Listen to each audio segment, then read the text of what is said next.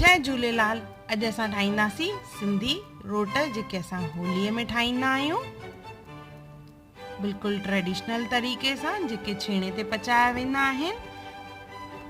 अचो त शुरू था कयूं पिया। उन लाइ सभ खां पहिरियों खणंदासीं असां गुड़ खे हिकु बासण में विझी थोरो सो पाणी विझंदासीं।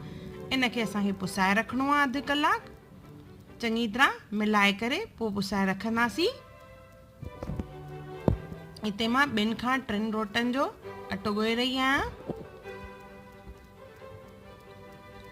अधु कलाक खां पोइ गुड़ ॻरी वियो आहे। हाणे असां हिनखे छाणे वठंदासीं।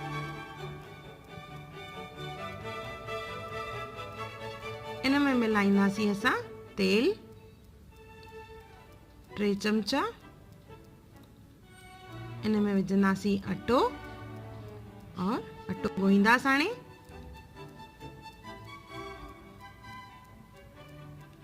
इहो फुल्कनि जे अटे खां सख़्तु हुअणु खपे। इहो अटो तयार थी वियो। हाणे हिन मां चाणी खणंदासीं। इनखे वेलणो आहे। एतिरी थिकनेस हुअणु खपे। इन जे मथां असां कचो धाॻो वेड़ींदासीं।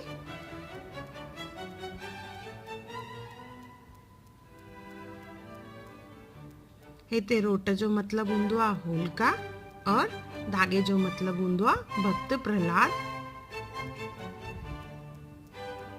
ये रोट तयार थी विया। अचो त हाणे शुरू कंदासीं इन्हनि खे पचाइण। हूअं त वरांडे में इहे पचाया वेंदा आहिनि, पर अॼुकल्ह टाइल्सूं वग़ैरह आहिनि त मां हिते हेठां तओ रखी रही आहियां। उन जे मथां रखंदमि छेणो। छेणो सुकल हुअणु खपे।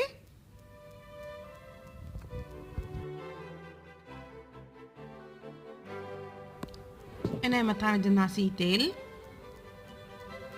सचो घी या तेल जेको बि इस्तेमालु कयो तव्हां। छेणो ॿारींदासीं। इनखे ॿारण में कुझु वक़्तु लॻंदो।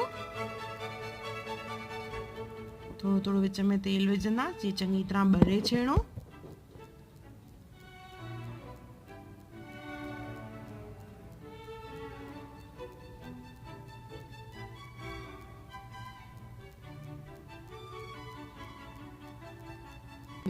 तेसि ताईं रोट खे असां थोरो सो तेल लॻाए वठंदासीं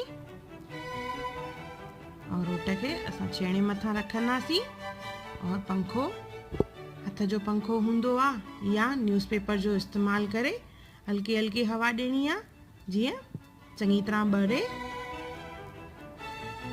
हिन तरह सां त असांजा रोट चङी तरह पकजंदा।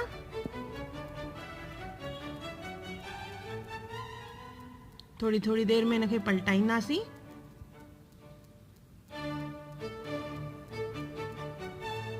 इहो रोट ठाहिण जो इहो ई मक़सदु हूंदो आहे ॿुधाइण जो त इन में रोट जले थो पियो, पर उन ते ॿधल जेको धाॻो आहे उहो न आहे, जेको भक्त प्रहलाद जो स्वरूप आहे। बुराईअ जे मथां अच्छाईअ जी जीत। इहे असांजा रोट तयार थी विया आहिनि लॻभॻि। किथे किथे कचा आहिनि अञा, त थोरो थोरो घुमाईंदे बि चङी तरह पकाए वठंदासीं। इहे असांजा रोट तयार आहिनि। ॾिसो इहो धाॻो न जलियो आहे।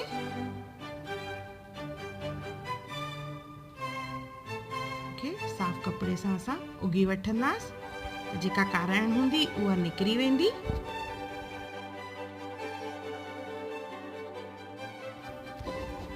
इहे मां डायरेक्ट छेणे जे मथां ठाहिया आहिनि, जेके असांजो ट्रेडिशनल तरीक़ो आहे।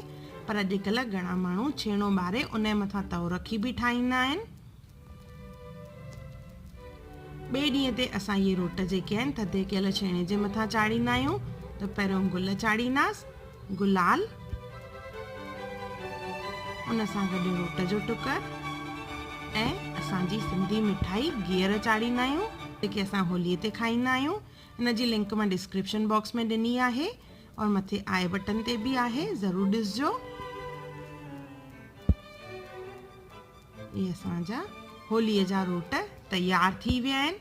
तव्हांखे मुंहिंजो वीडियो कीअं लॻो मूंखे कमेंट सेक्शन में ज़रूरु ॿुधाइजो। मूंखे तव्हांजे कमेंट्स जो इंतज़ारु हूंदो आहे और मुंहिंजो वीडियो ॾिसण लाइ धन्यवाद। तव्हांखे मुंहिंजे चैनल हुनर मुस्कान का ते अगरि वीडियोस पसंदि अचनि था त उनखे लाइक कजो, शेयर कजो और ज़रूरु सब्सक्राइब कजो और मुंहिंजी नई अचण वारी वीडियोस खे ॾिसण लाइ बेल आइकॉन ज़रूरु क्लिक कजो।